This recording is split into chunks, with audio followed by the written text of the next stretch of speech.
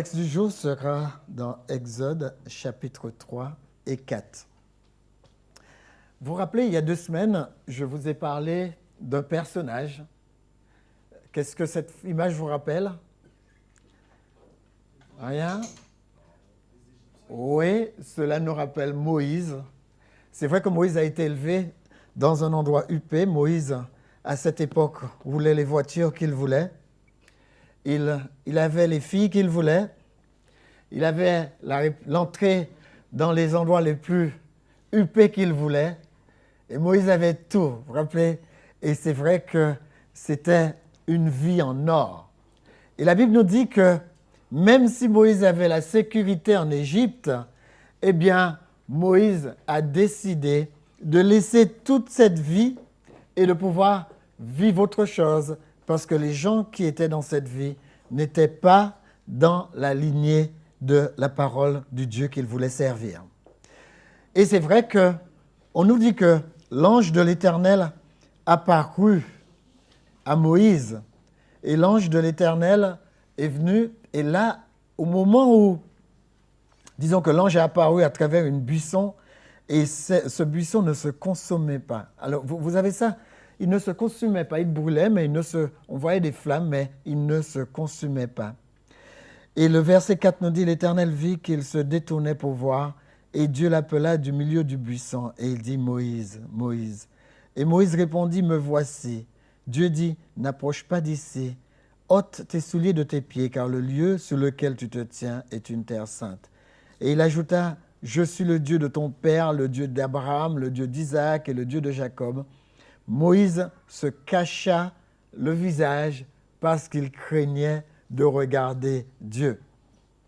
Et à ce moment, l'Éternel lui dit, Moïse, je t'ai choisi toi, et avec toi, je vais délivrer mon peuple, car mon peuple souffre. Et alors, il y a une discussion qui est entamée avec Dieu. Et Moïse va, par 3 fois, en proférer un refus. Et Dieu va se fâcher. Je ne sais pas si vous avez vu ça. La colère de l'Éternel s'enflamma, et l'Éternel lui dit, Moïse, écoute-moi bien. Je vais t'envoyer avec ton frère, et ce frère sera ta bouche, et toi, tu prendras la place de Dieu. Moi j'étais étonné quand j'ai lu ça. Il dit, toi, tu prendras la place de Dieu, et lui, il prendra ta place, il sera ton prophète, ton porte-parole, mot à mot. Les amis, l'histoire de Moïse a quelque chose à nous apprendre. De ce berger, cet homme qui est devenu berger, qui n'était pas berger, qui est un bon mathématicien, car il construisait des pyramides, il construisait en fin de compte l'Égypte, on nous dit que cet homme, Dieu va l'appeler et Dieu va insister. Il y a quelque chose de magnifique dans cette insistance. Cela veut dire quoi? Cela veut dire que quand Dieu appelle, vous pouvez faire ce que vous voulez, Dieu ne s'en ira pas. Faites ce que vous voulez. Quand Dieu vous appelle, Dieu ne s'en va pas. Moi, je trouve ça extraordinaire. Parfois, on a envie de baisser les bras, pas vrai, quand quelque chose ne marche pas. Moi j'ai commencé à faire des études bibliques avec une personne, et les études bibliques ont mis 3 ans. 3 ans d'études bibliques. Et aujourd'hui, je le vois à la sono. Il ne fallait pas baisser le bras. Il est là, il est à la sono, il s'occupe de la sono avec nous. 3 ans, j'ai mis. Des fois, je me suis dit, des fois, j'ai même cherché des excuses. Des fois, je lui téléphonais, je lui dis, écoute, je vais venir tel jour, mais après, je lui téléphone, je ne peux pas venir. Parce qu'il me démotive, je ne peux pas venir. Je suis démotivé, je ne peux pas venir. Après, je me dis, bon, j'irai quand même. Vous voyez, on ne sait pas par quel sens, comment Dieu s'y prend, on ne sait pas par quelle voie Dieu s'y prend, mais parfois, il faut trimer pour y aller. D'accord ? Mais on a quelque chose qui nous gêne. On va essayer de voir aujourd'hui que nous apprend l'histoire de Moïse. Qu'est-ce que l'histoire de Moïse nous apprend réellement? On va essayer de le prendre et on va essayer de l'appliquer cette semaine. Vous voulez bien? Parce que ce que l'histoire de Moïse nous apprend est tellement extraordinaire que rien que le fait pour vous de le mettre en application, vous voyez tout de suite les résultats. Moi, chaque fois que je lis ce texte, j'apprends quelque chose. Je ne sais pas pour vous, mais j'apprends quelque chose. Alors, je l'ai appelé le géant de l'Égypte. Que nous apprend donc son histoire? C'est qu'il y a dans notre vie des zones de sécurité, il y a des zones de confort. Et Moïse nous dit, déplace-toi de ta sécurité et commence à vivre par la foi. En fin de compte, Moïse, c'est un petit peu comme à la recherche de l'arche perdue. C'était quoi ce film déjà? Indiana Jones. Eh bien, c'est un peu marcher dans le vide, même si on ne voit pas là où on met les pieds. Et c'est vrai que j'ai toujours été étonné par ce film, parce que cet homme, il met son pied dans le vide, alors qu'il vient nous regarder et qu'il voit le précipice. Il met son pied dans le vide. Vous savez à quoi je compare ça? À Pierre qui sort de la barque. Je ne sais pas, nous, pour tous ceux qui on fait des croisières, vous vous êtes rendu compte que quand vous êtes en pleine mer, vous n'avez pas envie de descendre, même si quelqu'un vous dit descends. C'est-à-dire, Pierre, il doit mettre le pied sur l'eau et il vient quand même d'une culture où on sait que naturellement, on plonge. Personne ne vient d'une culture où il marche sur l'eau, pas vrai? Et on lui dit, marche sur l'eau. Eh bien, c'est ça que l'histoire de Moïse nous apprend. L'histoire de Moïse nous dit, laisse ta sécurité parce que tu as une plus grande vie dans l'insécurité. Et on se dit, comment est-ce possible? Alors, c'est ce qu'on va essayer de voir. Ma sécurité me garde prisonnier de mon passé. Regardez bien, pendant tout ce culte, on va se figurer quelque chose. Je suis assis chez moi, je viens de fermer la porte à clé, je ne risque rien. Et maintenant, je viens, je m'installe dans mon grand fauteuil, je suis dans ma sécurité. Moïse est en train de nous dire, eh bien, cette sécurité me rend prisonnier de tout ce que j'ai vécu dans le passé. Parce que c'est mon passé où j'ai travaillé pour pouvoir entrer dans cette sécurité. Cette sécurité, en fait, n'est pas une sécurité, mais une insécurité, parce qu'elle m'empêche de m'accomplir. En clair, les amis, réfléchissez bien. Ce que vous avez réussi hier, si vous restez dessus, bravo, bravo, vous n'avancerez pas vers ce que vous allez accomplir le lendemain. Et il se pourrait que ce que vous allez accomplir le lendemain soit méga plus élevé que ce que vous avez déjà accompli. J'ai grandi dans une famille où quasiment aucun membre n'a travaillé pour quelqu'un. La seule personne dans ma famille qui travaillait pour quelqu'un, c'est ma jeune sœur. Non, la sœur qui était venue juste avant moi, mais elle est décédée à 44 ans. Et c'est vrai que c'était la seule et unique personne qui travaillait pour quelqu'un. Parce que maman nous a appris une chose, elle nous a appris qu'il faut toujours être son propre patron. C'est plus difficile, mais ça rapporte plus. Et dans tous les sens du terme. Parce que quand vous discutez avec une personne qui est employée quelque part, on se rend compte qu'effectivement, il se croit en sécurité, mais aujourd'hui, il est plus en danger que les autres. Il est plus en danger que les autres. Et je me suis rendu compte de ça parce que, quelle que soit l'entreprise où vous travaillez aujourd'hui, vous n'êtes pas sûr que ça va continuer. Moi, quand j'ai commencé dans une entreprise et j'ai été dans cette entreprise parce que quelqu'un m'a appelé, il m'a dit « Lambert, va dans telle entreprise parce que c'est l'administration et c'est la sécurité de l'emploi. » Les amis, l'année où j'ai été embauché dans cette entreprise, la personne qui m'a embauché me disait qu'il se pourrait que cette entreprise licencie, alors que c'était une administration. Alors je lui dis, mais comment les entreprises peuvent licencier? Parce qu'il y a les syndicats quand même dans cette entreprise. Eh bien, vous savez ce qu'ils ont fait dès la première année? Toutes les personnes qui partaient en retraite, ils n'embauchaient plus. Voilà comment ils coupaient les emplois. Et ça n'a jamais discontinué. Toutes les administrations fonctionnent comme ça. Il suffit de ne pas réembaucher quand il y en a qui partent à la retraite et ils ont débauché sans en avoir l'air. Les amis, et quant aux sociétés privées, quand vous regardez les informations, vous vous rendez compte que Moïse a raison. Il n'y a aucune sécurité nulle part. Mais allons un peu plus loin dans l'histoire de Moïse. Ma sécurité, donc, me garde prisonnier de mon passé. Et décortiquons ça. Il y a des gens qui sont prisonniers du passé, même dans les structures les plus appropriées, parce qu'ils disent tout le temps « j'ai déjà essayé et ça n'a pas marché ». D'accord? Alors, ils ont peur maintenant d'essayer quoi que ce soit dans l'avenir parce que dans le passé, ça a prouvé que ça n'a pas marché. Alors, ce que je dis souvent, il se pourrait que ce que vous avez essayé n'ait pas marché parce que ce n'était pas le moment de l'essayer.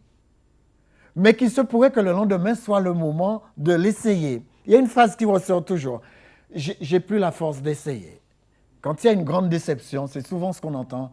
J'ai plus l'énergie d'essayer. Alors, Moïse nous montre que quand il n'y a pas d'énergie, il y en a encore, parce que lui, quand il a quitté Pharaon, 40 ans plus tard, Dieu lui a dit, vas-y. Il a dit, non, je ne vais pas. Et Moïse a quand même pris ses sandales, et il a quand même pris son bâton, et il est parti. La Bible nous dit que Moïse a pris ses sandales, son bâton, il a pris sa femme et ses enfants, et il a dit au revoir à Jéthro, et il est parti. Voilà encore une phrase que j'entends souvent. Il y a des gens qui sont dans des difficultés et qui restent prisonniers de leurs difficultés parce que pour eux, ils ont trouvé une bonne excuse. Ils disent que c'est la croix qu'ils portent. Alors, moi, j'ai une bonne nouvelle pour vous. Vous n'avez plus à porter de croix parce que Jésus l'a déjà porté. D'accord ? Et Jésus l'a déjà porté, vous n'avez plus du tout à le porter. Alors, on va essayer de voir d'où ça vient, ça. Vous savez, dans la société où nous sommes, nous connaissons beaucoup de blessures. Ce qu'il faut, c'est ne pas s'y attarder. Parce que les blessures ne sont pas là à vie. Quelles que soient les blessures que vous avez, ils ne sont pas là à vie. Donc, sachez en tout cas faire la différence entre une blessure et une cicatrice. Moi, quand j'étais petit, on aimait beaucoup jouer. Vous savez, les enfants aiment beaucoup jouer à des jeux dangereux. C'est-à-dire aller dans un arbre et essayer de sauter, comme on a vu à la télé, sauter d'une branche à l'autre branche de l'autre arbre qui est à côté. Alors, c'était notre défi. Alors, pour ne pas tomber trop vite sous le sol, on montait le plus haut possible. Et on sautait d'une branche à l'autre. Dans mon cas, ça a toujours marché. J'ai vu certaines personnes, ça n'a pas marché pour eux. Et quand ça ne marche pas pour vous, on a du mal à se lever par terre pour repartir à la maison. Alors, souvent, c'est les autres qui sont obligés d'appeler le secours. Et un jour, j'étais tout seul et je me suis dit, je me lançais un défi que je ne me suis jamais lancé. Je suis monté dans un arbre et je me suis dit, je vais faire comme les écureuils. Vous savez, les écureuils volants. Alors, je me suis mis des vêtements assez amples pour voler dans le vent. Et ensuite, j'ai sauté de l'arbre et ce qui devait arriver arriva. Je n'ai pas volé. J'ai cassé les branches de l'arbre qui étaient en face parce que la distance où j'ai sauté, il y avait une grande distance. Donc, plus il y a de la distance, plus il y a de la vitesse. Et plus il y a de la vitesse, plus l'impact est difficile à négocier. Et ensuite, j'ai cassé les branches. Vous savez comment c'est? Et j'ai atterri par terre. Et je suis resté par terre au moins 20 minutes. Alors, je ne sais pas s'il y en a qui sont déjà tombés avec ce genre de boue-là. Boum! Vous savez, ce genre de bruit où on a l'impression qu'on rebondit. Eh bien, je suis resté là une vingtaine de minutes. Et puis après, j'ai prié, j'ai demandé au Seigneur de m'aider, d'aider mon insouciance. Et après, je me suis réveillé, j'étais à la maison et j'ai dormi toute la journée. Les amis, tout ça pour vous montrer une chose. Ce jour-là, j'ai appris beaucoup de choses. J'ai appris que je ne suis pas un oiseau.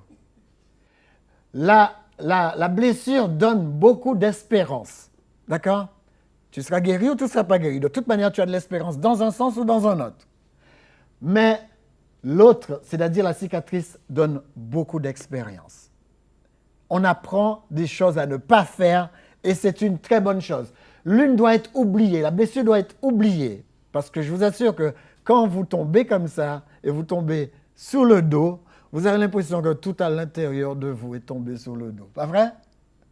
Donc c'est vrai qu'on n'oublie pas ça, mais la cicatrice sert à nous rappeler ce qu'il faut faire. Donc la cicatrice est une expérimentation, ça donne beaucoup d'expérience. Et nous, quand enfants, on devait parler de nos cicatrices. C'est avec fierté qu'on parlait de nos cicatrices. Je l'ai fait, je ne vais pas le refaire, mais je l'ai fait. Les cicatrices sont là. Donc une cicatrice n'est pas une mauvaise chose. Ésaïe 43, Dieu nous dit, ne vous rappelez plus les événements du passé et ne considérez plus les choses d'autrefois. Deuxième chose, l'histoire de Moïse m'apprend que ma sécurité peut peux m'emprisonner dans ma satisfaction d'aujourd'hui. En clair, les amis, la dernière réussite de chaque individu peut être son plus grand échec dans l'avenir. Alors, je vais expliquer ça. Quand vous avez réussi quelque chose, dites-vous que la chose, vous l'avez déjà réussi et construisez autre chose à côté. Parce qu'il y a des gens, quand ils ont réussi quelque chose, ils restent tout le temps dans la même chose. Et ça les empêche d'épanouir leur potentiel pour l'avenir. Alors, considérez ce que vous avez réussi et allez un peu plus loin. Restez vivant, je voudrais dire, et mettez-vous à jour continuellement. En tout cas, Paul nous dit, il faut que vous soyez fort et que vous considérez que ce que vous avez est suffisant. Alors vous allez dire, ouais, mais si ce que j'ai c'est suffisant, je vais nulle part. D'accord? C'est comme si vous disiez, je viens d'avoir un travail et ce travail me rapporte 1 500 € et que c'est suffisant. Non, ce n'est pas ce que Paul veut dire. Paul dit, au moment où vous avez les choses que vous avez, c'est suffisant pour vous pour ce moment-là. C'est suffisant pour vous propulser et faire de vous ce que vous voulez. En clair, je vais vous expliquer. Aujourd'hui, la plupart d'entre nous avons un emploi. Pas vrai? Combien de personnes ici a 2 emplois? Non. Ça n'existe pas encore, mais ça existera à la fin de ma prédication. Je suis tombé sur un passage biblique en Ecclésiaste chapitre 11 et le 2e verset. Quand vous lisez le premier verset, il dit « Jeune homme, jette ton pain sur la face des eaux, car avec le temps, tu le recueilleras. » Qui est-ce qui croit qu'il faut aller et jeter son pain sur la face des eaux? Non, c'est pas ce qu'il dit, Salomon. Salomon dit, tu vois ce que tu as et qui te rend suffisant, ce qui semble être suffisant pour toi, réutilise-le. Jette-le sur la face des eaux. Que représentent les eaux dans la Bible? Le peuple. Investis-le sur le peuple. En clair, il est en train de dire, ce que tu as, te contenter de la chose, c'est faire de la chose quelque chose. Parce qu'il dit, si tu ne le jettes pas parmi ce peuple, eh bien, tu ne recueilleras rien à la fin. Et si vous regardez le 2e verset, il dit, il faut faire des portions de ce que tu as. Tu peux faire 7 portions, et le texte dit jusqu'à 8 portions. Parce que il faut que tu saches que la manière dont va la situation du monde, ça ne se passera pas toujours bien. Regardez bien le texte, vous allez voir. Il dit, fais 7 portions, et même 8, parce que tu ne sais pas comment le mal viendra sur la terre. D'accord? En clair, qu'est-ce que Salomon? Salomon était l'homme le plus sage du monde et l'homme le plus riche du monde. J'ai regardé cette semaine parce que je voulais savoir, j'étudiais Salomon et je voulais savoir, mais où est-ce que Salomon a pris sa richesse? Parce que vous vous rappelez, la Bible dit que des navires emmenaient ça de Tyr, emmenaient du bois de senteur, mais où est-ce qu'il a pris son or? Où est-ce qu'il a pris son argent? Où est-ce qu'il a pris ce qu'il a pris pour construire? Et vous savez, j'ai regardé une émission qui montrait que les archéologues ont découvert que on faisait du bronze. Vous vous rappelez, Salomon utilisait beaucoup de bronze pour faire son matériel. Et on faisait du bronze de l'autre côté. C'était chez j'allais dire là, un peuple, c'était à Édom. Un peuple qui était voisin d'Israël, c'était Édom, les Édomites. Et pendant des années, les gens ont travaillé dans ces mines et ces mines ont été exploitées. Et on croit que beaucoup des richesses de Salomon venaient de ce côté-là. Donc, Salomon, il ne faut pas voir Salomon. Dieu lui a dit, je vais non seulement te donner la sagesse, mais je vais te donner des richesses. Mais il ne faut pas croire que l'Éternel a envoyé des richesses du ciel. Ça ne fonctionne pas. C'est pourquoi Salomon explique dans ce passage. Il dit, ce que vous avez, faites-en plusieurs portions. Et en clair, tout ce que vous allez avoir, tout ce que je vais vous donner, va revenir de toutes ces portions que vous avez faites. En clair, Moïse nous apprend une chose, ne vous bloquez pas, ne dites pas, voilà ce que Dieu m'a donné, je vais, etc., le garder, le conserver. Non, il nous montre une stratégie, il faut absolument placer ce que nous avons, faire un placement de ce que nous avons de manière à ce que cela puisse nous rapporter quelque chose. Donc il dit se contenter permet de construire à partir de ce que l'on a en sa possession. Nous devons être satisfaits, mais jamais complaisants. Être satisfaits, mais jamais complaisants. Mais nous allons aller un peu plus loin. C'est vrai que dans la vie, nous subissons des abus et parfois, nous-mêmes, nous infligeons les abus. D'accord? Parfois, nous le faisons par manque de connaissances. Comme on disait ce matin, on a peut-être frappé notre enfant parce qu'on ne savait pas. D'accord? Mais il y a une autre manière de prendre les choses et il y a une autre manière d'éduquer. Donc, ça nous arrive aussi. Nous avons pu abuser de certaines situations. Être satisfait ne doit pas nous faire nous installer dans notre zone de confort, mais plutôt être satisfait doit me pousser au changement. Si vous êtes dans une vie où vous avez par exemple des parents, les parents vous soutiennent, profitez de ce moment pour pouvoir vous propulser dans la vie. Si vous avez une femme qui vous soutient, profitez de ce moment-là pour vous propulser dans la vie. Vous avez un mari qui vous soutient. Moi, je dis toujours, quand il y a un mari qui soutient sa femme, ça peut permettre à la femme de se propulser dans la vie. D'accord? Les amis, utilisez chaque temps que vous avez, parce que vous ne savez pas ce qui va devenir du monde. Utilisez chaque temps que vous avez pour pouvoir vous construire, et c'est ce que Moïse nous apprend. Être satisfait m'empêche d'apprendre, car pour apprendre, je dois accepter de changer. Encore, je pourrais ajouter, attention à ce que j'appelle la connaissance, parce que avoir de la connaissance, ce n'est pas apprendre. C'est mettre la connaissance en pratique qui est apprendre. Alors vous allez dire, oui mais Lambert, tu nous donnes la théorie, tu nous dis que le texte biblique dit, il faut avoir 7 pôles pour pouvoir partager ce que j'ai pour lequel je dois me contenter, afin de pouvoir faire fleurir tout ce que l'Éternel m'a donné. Eh bien, sachez en tout cas que ça existe. Ça existe. Les choses qui fonctionnent le plus aujourd'hui, même autour de nous, ce sont des gens qui ont ce qu'on appelle des systèmes à revenus multiples. Donc, ça signifie que les personnes qui travaillent, il faudrait que vous preniez conscience de ça, et c'est vrai que la Bible nous le montre aussi, les personnes qui ne font qu'un seul travail, on n'entendra quasiment jamais parler d'eux. D'accord? On n'entendra parler que de gens qui sachent faire de ce que Dieu leur donne une multiplicité. J'aurai l'occasion de vous expliquer ça. Mais allons un peu plus loin. Si vous venez de sortir d'une difficulté, eh bien, c'est vrai que parfois, vous avez envie de rester tranquille, pas vrai? Chat échaudé, craint l'eau froide. Alors, certaines personnes disent, mais Lambert, tu as déjà un travail, il y en a qui n'en ont même pas. Alors, pourquoi est-ce que tu veux changer? Moi, je ne parle pas de changer de travail, je parle d'utiliser toutes les possibilités que Dieu nous a données. Eh bien, les amis, ce que j'ai observé dans la Bible, c'est que chaque personne qui a un don, qui a un talent, l'utilise comme une source de revenus, comme une source, d'une manière ou d'une autre. Il y a des gens, regardez la société, j'ai rencontré une dame à Chartres, et la dame me dit, il y a quelques semaines, et cette dame me dit, je lui dis, mais vous faites quoi? Elle me dit, je travaille dans une administration. Je lui dis, mais vous travaillez dans une administration? Elle me dit, oui. Et je lui dis, mais c'est tout ce que vous faites? Elle me dit, non. Je chante aussi. Je lui dis, mais vous chantez où? Je chante dans les églises. Je ne savais pas que dans les églises, quand on chantait, on vous payait pour chanter. Nous, on a chanté gratuitement ce matin, pas vrai? Quelqu'un n'a pas touché de revenus pour avoir... Tu n'as pas touché de revenus pour avoir chanté, Sandra? Non, pas encore.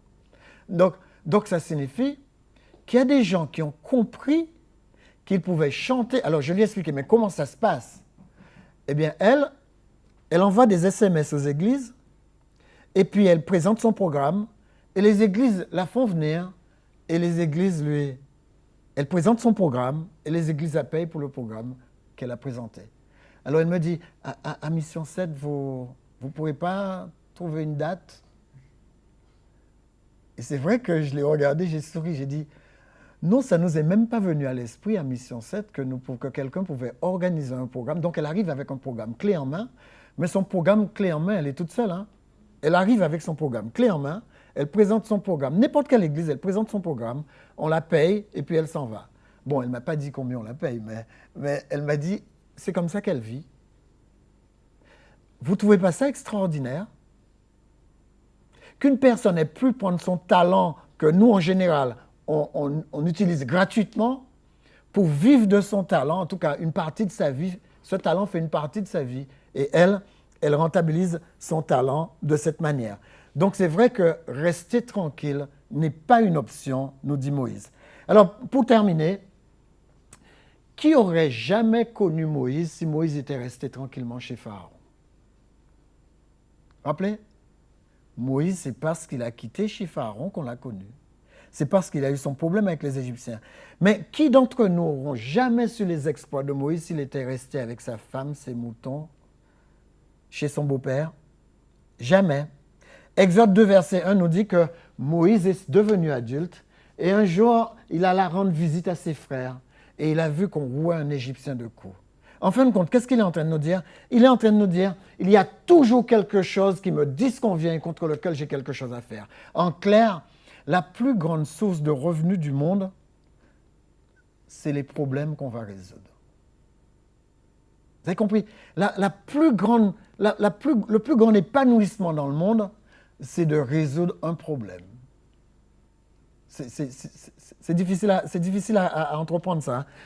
Dès que quelqu'un résolve un problème, la personne a trouvé ce qu'il lui faut pour vivre. Les amis, dans n'importe quel domaine, une personne a vu que la plupart des hommes et des femmes étaient feignants pour travailler la terre. Il a commencé à travailler la terre, on l'a appelé agriculteur, et maintenant qu'on le veuille ou pas, on est obligé de passer par lui pour se nourrir. Et même si vous avez un petit jardin chez vous, vous ne pourrez pas vous nourrir avec votre petit jardin. Ça ne durera pas longtemps. Alors, les amis, il suffit de trouver un problème, n'importe quel problème, amener une solution à ce problème. J'étais étonné de voir que j'ai vu sur Internet une personne qui a trouvé un problème auquel je n'aurais même pas pensé. Elle a décidé qu'elle va simplement relire ce que les gens ont écrit et faire payer les gens pour le corriger. Et vous allez dire, mais qui va payer quelqu'un pour corriger son texte? Vous savez que les auteurs, les écrivains n'ont pas le temps de relire leur texte et de se corriger. Alors je lui ai dit, ah mais moi je voudrais bien, moi j'écris aussi, j'aurais aimé que tu... Alors elle m'a dit que c'est 10 € la page. 10 € la page. Alors si votre livre a 200 pages, faites le calcul. Mais sachez qu'elle a trouvé un problème des écrivains. Personne ne veut prendre son temps de se relire et de corriger le passage. Et de toute manière, même quand vous savez que pour corriger un livre, il faut corriger le livre 3 fois. C'est le minimum. Alors si c'est 10 € la page et qu'elle doit corriger 3 fois, ça va vite. Ok, alors que faire? Comment on s'en sort alors? Alors voilà ce que Moïse nous apprend. Que notre bulletin de salaire, ça ne suffira pas, notre sécurité ne suffira pas. Ça ne suffira pas à faire de nous des gens qui sortent du lot, jamais. Alors à ça, il faut savoir qu'il faut trouver un problème. Par exemple, j'ai vu que pendant les vacances, il y a des gens qui passent des annonces sur Internet pour prendre votre chien en... Comment on appelle ça? Prendre votre baby dog sitting, prendre votre chien en garderie. Et vous savez que ça marche. Et eux, c'est simple, ils partent en vacances au mois de septembre. Alors, déjà, ils prennent votre chien en garderie pendant le mois de juillet-août, vous payez le maximum, et eux, ils partent quand il faut payer le minimum, après vous avoir pris ce qu'il faut de votre poche pour garder vos animaux. Moi, je trouve ça judicieux. Et c'est vrai que pour aller un peu plus loin, faites quelque chose de votre vie pour vous garder en vie. C'est vrai que quelles que soient les difficultés que vous rencontrez, les difficultés dont les gens parlent le plus, ce n'est pas que leur mari les batte, ce n'est pas que leurs femmes les battent, ce n'est pas que leurs enfants fuguent, c'est pas là où les gens murmurent le plus. Là où les gens murmurent le plus, c'est par rapport à leur porte-monnaie. Les gens murmurent parce qu'ils ne savent pas comment remplir leur porte-monnaie mieux. Alors dites bravo à Moïse. Les amis, il suffit de vous diversifier sur ce que vous entrepreniez et vous manquerez jamais d'argent. Diversifiez. D'accord? Moïse est en train de nous dire que nous avons une vie à mener, on ne peut pas gâcher notre vie en faisant une chose. Et je vais même vous dire quelque chose. Vous avez remarqué dans la Bible qu'il n'y a aucun verset qui envoie quelqu'un travailler pour quelqu'un? Vous avez remarqué la parabole des ouvriers? Qu'est-ce que Jésus dit dans la parabole des ouvriers? Jésus dit, un maître loua un ouvrier. Vous savez ce que c'est que la location? Qui est-ce qui croit que la location, c'est employer quelqu'un en 365 jours? Qui croit ça? Non, ce n'est pas ça la location. Ça, c'est un employeur, quelqu'un qui emploie. Mais dans la Bible, il n'y a pas d'employeur. Il y a des propriétaires qui louent. Ils louent des serviteurs. Les serviteurs étaient loués. C'est ce qu'on appelle aujourd'hui le freelance. Si le serviteur n'était pas en auto-entreprise, eh bien, on ne l'aurait pas loué. Et rappelez-vous, on le louait. Vous avez remarqué pourquoi? Est-ce qu'on le louait pour 365 jours? Non, regardez le texte. Il dit il loua l'ouvrier de la première heure. Après, il loua l'ouvrier de la deuxième heure. Et il louait les ouvriers à l'heure. C'est-à-dire, tu viens bosser pour moi, combien ça coûte? Et je te paye. Voilà ce qu'il y a dans la Bible. C'est-à-dire, un charpentier venait faire un travail pendant un laps de temps, mais le charpentier n'était pas employé. Il était toujours libre. Sa profession que Dieu lui a donnée, ce don que Dieu lui a donné, c'était son gagne-pain. Il n'y a pas d'autre profession dans la Bible. Il n'y a pas un endroit dans la Bible où l'État emploie des gens. Ça n'existe pas. Ce que Dieu voulait, c'est que chacun de nous, on ait des dons. Et chaque fois que Dieu vous donne un don, il vous dit, voilà, je t'ai donné ce qu'il faut pour que tu vives. Vous savez, c'est l'école qui nous fait ça. L'école, elle, qu'est-ce qu'elle va faire? L'école va nous structurer la pensée et nous dire, voilà, il faut que tu obtiennes tel diplôme et tu iras travailler là. Cette semaine, j'ai vu un enfant de 9 ans qui a son entreprise. J'ai vu un enfant de 23 ans qui est le plus jeune millionnaire de l'Afrique du Sud. L'enfant, il a 24 ans, excusez-moi, le plus jeune millionnaire de l'Afrique du Sud. Cet enfant fait des séminaires pour un tas de jeunes de son âge et moins jeunes pour leur apprendre comment, avec leur qualification, avec leur qualité, obtenir ce qu'ils veulent de cette société. Et j'étais étonné, cet enfant de 9 ans, il a 13 ans, c'est-à-dire à 9 ans, il a quitté l'école et il a dit à sa maman, je ne veux plus aller à l'école.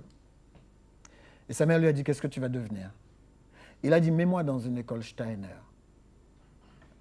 On l'a mis dans cette école Steiner. Vous connaissez les écoles Steiner? C'est comme en France, les écoles Montessori. Et à 13 ans, dans cette école, cet enfant ressort avec exactement son profil et ce qu'il doit faire pour sa vie. 9, 10, 11, 12, 13. 4 ans plus tard. Les amis, tout ça pour vous montrer que Dieu a mis en nous, et si on prenait nos enfants et qu'on retrouvait ce qu'il y avait dans nos enfants entreraient ils entreraient dans leur truc, et ils entreraient dans leur truc, et c'est leur truc qui leur donnait tout ce qui leur ouvrait toutes les portes pour vivre. D'accord? Il faut vraiment que nous... Mais terminons avec la dernière phrase de Moïse. Ma satisfaction m'enferme dans la peur du lendemain. On a beaucoup de nos enfants qui ont peur. Voilà la question qu'on pose à nos enfants. Qu'est-ce que tu veux faire plus tard? Et quand l'enfant nous dit « je veux être heureux », on est déçu. Pas vrai?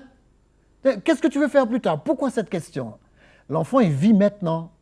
Et ces écoles-là, ils travaillent avec les enfants dans le maintenant. Vous voyez? C'est pourquoi les enfants sont heureux dans cette école et c'est pourquoi aujourd'hui, en France, vous voulez aller vous inscrire dans ces écoles et vous ne pouvez pas. Ils ont des attentes de plus d'une année d'avance parce que les gens courent vers ces écoles.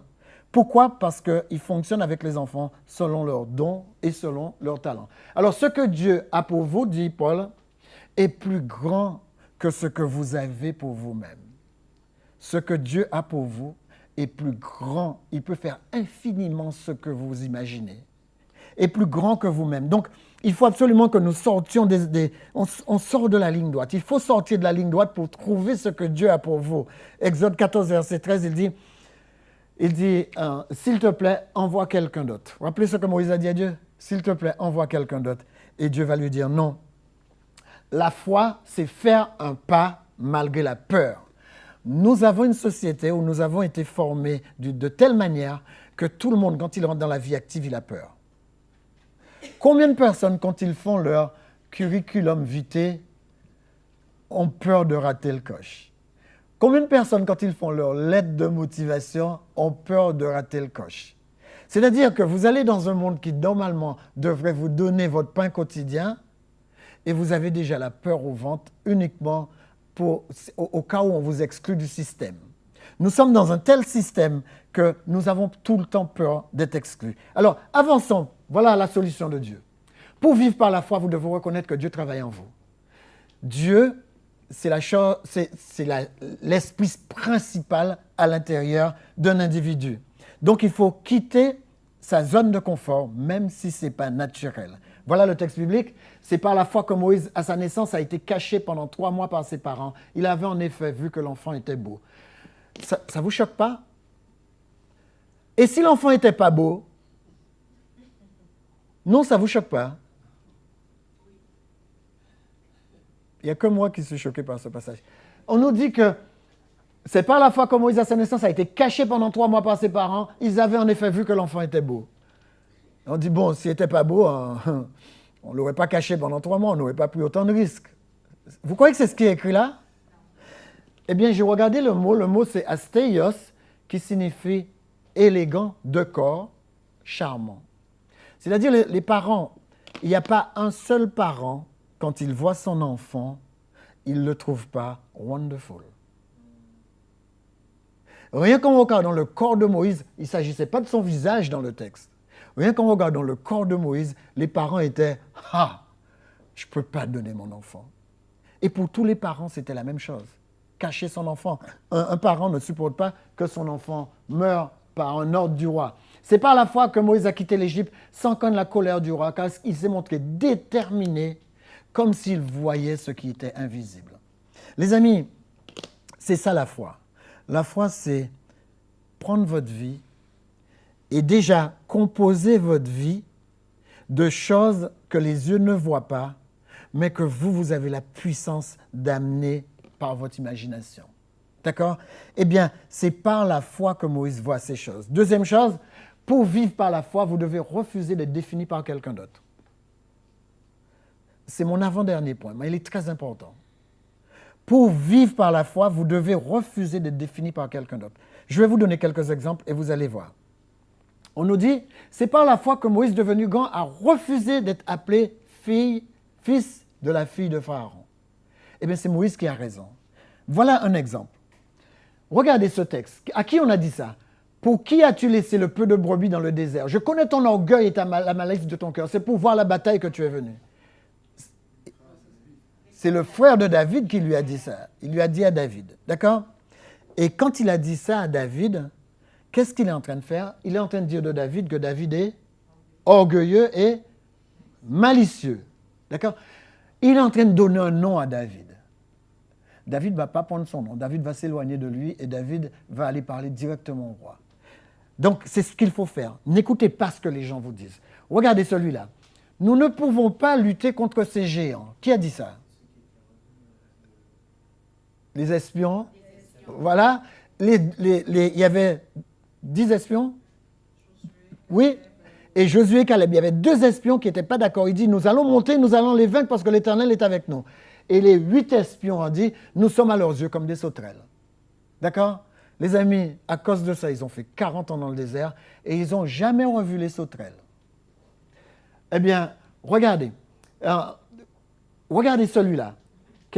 C'est un charpentier, fils de charpentier. À qui on a dit ça? À Jésus lui-même. Et dans le passage, Jésus n'a pas relevé. Il y a des fois où il ne faut pas relever. Comment on dit? Laisse parler les gens. Hein? Il faut laisser tomber, d'accord? Les amis, vous serez forts si vous apprenez à laisser parler les gens. Alors, regardez celui-là. Élisabeth, qu'on appelait la stérile. Cette femme, pendant toute sa vie, on l'a traitée de stérile et elle a dit d'accord. Et elle n'a jamais pu concevoir. Il a fallu qu'un ange vienne la voir pour sortir ça de sa tête et lui dire « Élisabeth, tu seras enceinte ». C'est à ce moment-là qu'elle a conçu. Alors, vous allez attendre qu'un ange arrive pour dire aux gens « Arrêtez de m'appeler comme ça ». La Bible nous dit que personne n'a à vous donner de nom. Regardez celui-là. C'est le fils de la vie. C'est à Moïse qu'on a dit ça, bien sûr. Personne n'a à vous donner de nom. En Apocalypse 3:12, on dit c'est Dieu seul qui donne un nom nouveau. Et vous savez, Dieu ne vous donnera jamais ces genres de noms. La stérile, l'orgueilleux, le malicieux. Dieu vous donnera toujours un nom précieux. Alors, entrez évitez, excusez-moi, de penser ce que vous pensez de vous, car ce que vous pensez de vous n'est pas à la hauteur de ce que Dieu pense de vous. Notez cette phrase, apprenez-le par cœur. Évitez de penser ce que vous pensez de vous, car ce que vous pensez de vous n'est pas à la hauteur de ce que Dieu pense de vous. D'accord? Je vais vous donner quelques exemples. J'ai assisté à une exposition et j'ai regardé. Cette exposition m'a beaucoup ému. Parce que ça me touche beaucoup, vous savez, ça me touche beaucoup la photographie. Et regardez ce que quelqu'un a fait. Vous avez trouvé ce qu'il a fait? Il a pris des gens qui avaient 60 ans et il a mis leurs photos plus jeunes. Il leur a dit de regarder dans le miroir et dans le miroir, il a incrusté leurs photos quand ils étaient beaucoup plus jeunes. Et regardez ce que ça donne. Regardez la dame et regardez comment elle était quand elle était jeune. Moi, j'ai trouvé ça extraordinaire. Ça veut dire que, quel que soit votre âge, réfléchissez à qui vous étiez. C'est pourquoi je fais ça pour les jeunes. Vous savez, les jeunes, moi, j'ai 56 ans, d'accord? Mais du haut de mes 56 ans, je regarde beaucoup en arrière pour voir toutes les chances que Dieu m'a données. Et je regarde comment je fais pour transformer ces chances dans une réalité qualitative. D'accord? Faites de même. Regardez-vous les jeunes, comment vous êtes jeunes aujourd'hui. Vous êtes notre extraordinaire il y a quelques années. Il y a quelques années, je mettais les pieds ici, j'avais 22 ans. Et je commençais ma vie à 22 ans et je ne savais pas quelle direction prendre. Si on m'avait dit tout ce que je sais aujourd'hui, des fois je me dis, j'aurais bien aimé avoir 22 ans avec la tête pleine de tout ce que je sais aujourd'hui.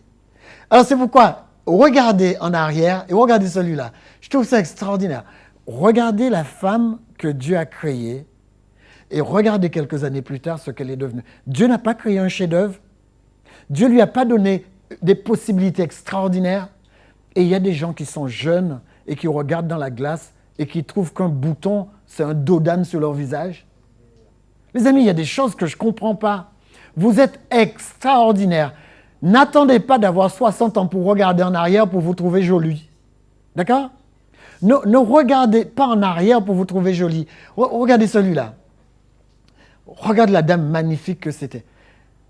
Commencez à vous trouver magnifique. Je vous assure, je ne suis pas encore arrivé au stade des rides. Je sais que ça va venir, mais je ne les surveille pas. Il y a des gens qui surveillent des rides chaque jour. Un petit peu de crème par-ci, un petit peu de botox par-là.